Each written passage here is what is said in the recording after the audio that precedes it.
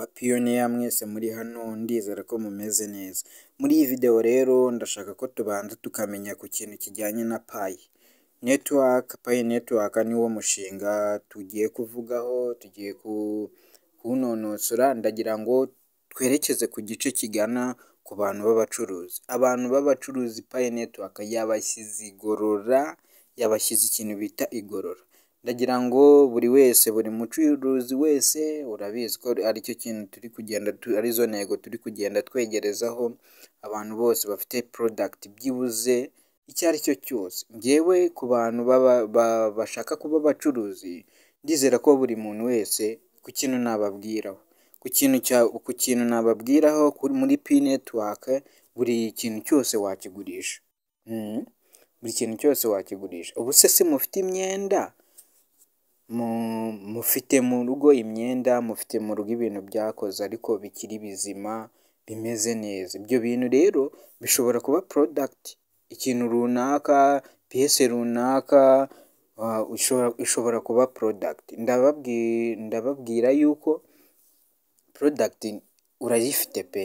Ubu se ushobora kureba intebe mu rugo, wenda urugero kambahe product wenda mu rugo dufite. Wumve ko twese mu gushyigikira umushinga wacu ariyo GCV, ni ukuri GCV twese twayishyigikira kandi tukagaragaza yuko turi abapiyoniya beza bumva icyo Nikora avuga, icyo umushinga wacu udushishikariza gukora, sibyo? P-Fest ndizera ko buri kimwe cyose twagikora, twakora uyu mushinga, twawubaka kandi twacuruza twese rero kugira ngo tubone umushinga ubone ko twese twagerageza kuba abacuruzi.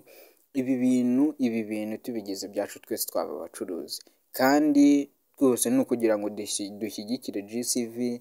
Niba ushaka kwiyandikisha kugira ngo ugaragare ahantu uri kuri mapu, niba hari ikintu ukwiriye gukora, twakwiyandikisha kuri mapu rwose. Twese byakunda, upfa kuba dufite ikintu twagurishaho.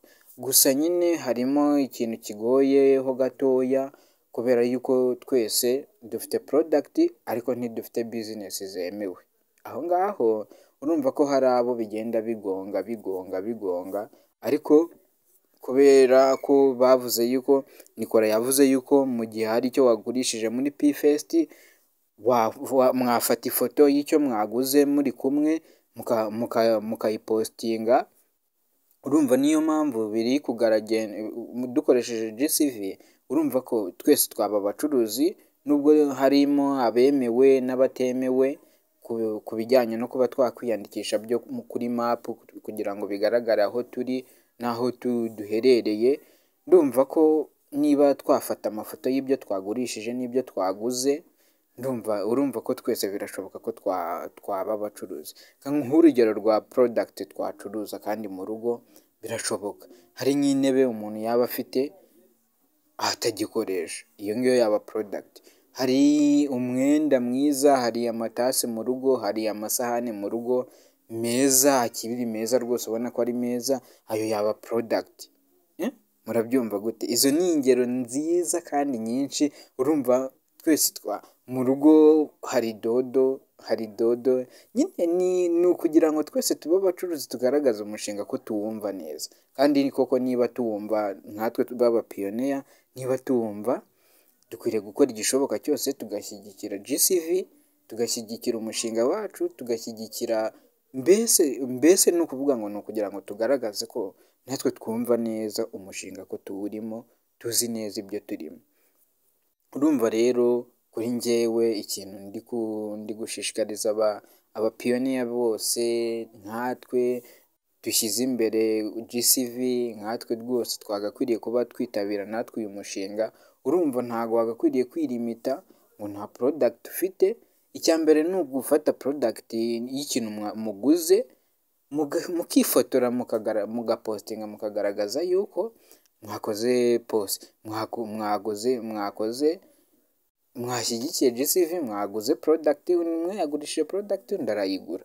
Urumva rero icyo kintu ni ikintu cyiza, ko urumva ko twaba twese dufite product. Ndizera ko hari abantu benshi bafite product rwose babasha kugurisha. Ushobora kurangura utuntu dutoya tutaguhenze, nk'abantu bagiye bafite ibyo barangura bakabigurisha ku bandi. Ushobora kugura amapantaro abiri, imipira ibiri, amashati abiri, ukagurisha imwe nawe undi ukagira ute, mugafata ifoto mukayipositinga kuri map. Ndumva ibi bintu byose tuba turi kugenda tubijyamo neza, gusa icyo nzi ni uko twese twaba twagerageza gushyigikira GCV. Ndabakunda rero, niba hari ikintu cyiza nabashishikariza ni ukujya mu mushinga wa P Network, tugakora, tukiga, tukagerageza ntitugerageze kwirimita mu gucuruza, kubera ko ibyo gucuruza byo ni byinshi. Tugerageze dushake ikintu cyazatuzanira nk'uko hari abapiyoniya bamwe na bamwe bagenda bumva yuko babyumva neza nk'abacuruzi, mbona bari kugenda biyandikisha nk'ubu ngubu kuri map.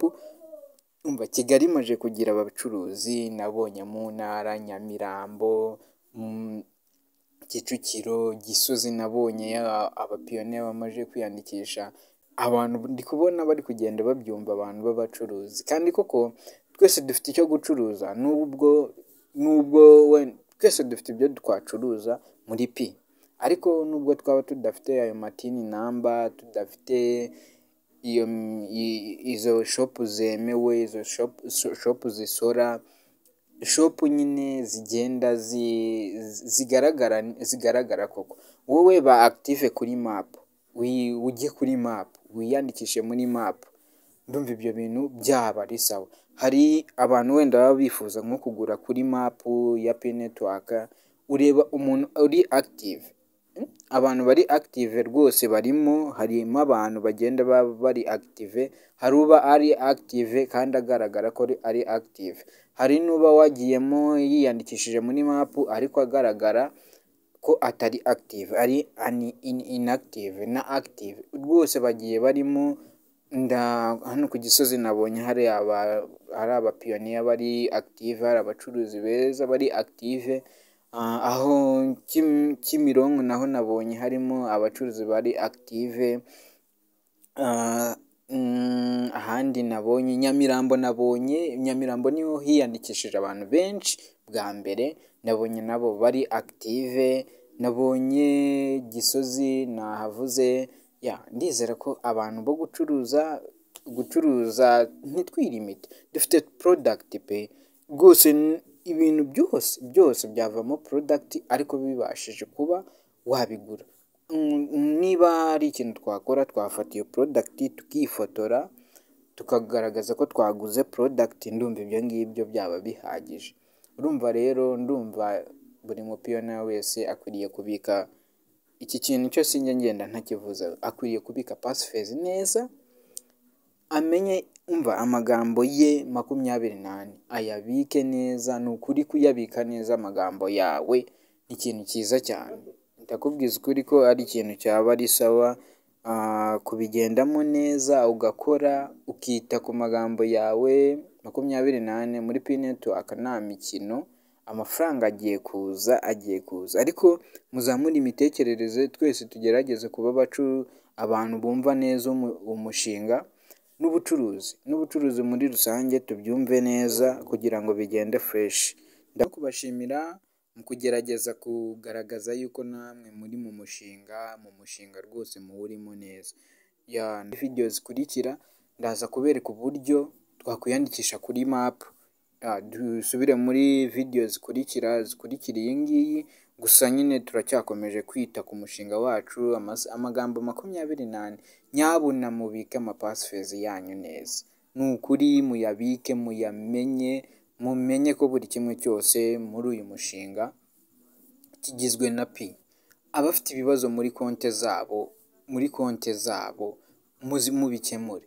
Abantu batarakora KYC barayabahaye, hasigaye ukwezi n'iminsi. Mugerageze rero mukore KYC, muyakure mu nzira, dukomezanye umushinga ugenda umere neza, tugere ku ndunduro y'umushinga, tugeraneyo.